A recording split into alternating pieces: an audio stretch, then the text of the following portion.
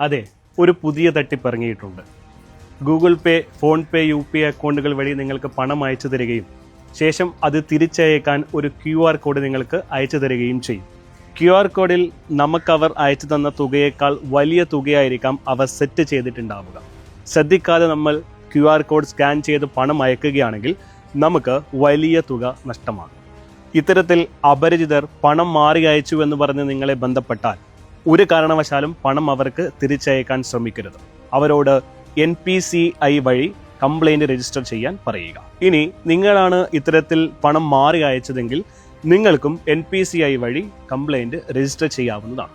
ഇതിനായി NPCI എന്ന വെബ്സൈറ്റിൽ കയറി കൺസ്യൂമർ എന്ന ഓപ്ഷനിലെ UPI കംപ്ലൈൻറ്റ് ക്ലിക്ക് ചെയ്യുക. ശേഷം കംപ്ലൈൻറ്റിലെ ട്രാൻസാക്ഷൻ എന്ന ഓപ്ഷനിൽ മുഴുവൻ വിവരങ്ങളും നൽകി സബ്മിറ്റ് ചെയ്യുക. തുടർന്ന് NPCI അതോറിറ്റി നിങ്ങളെ ബന്ധപ്പെടുന്നതായിരിക്കും.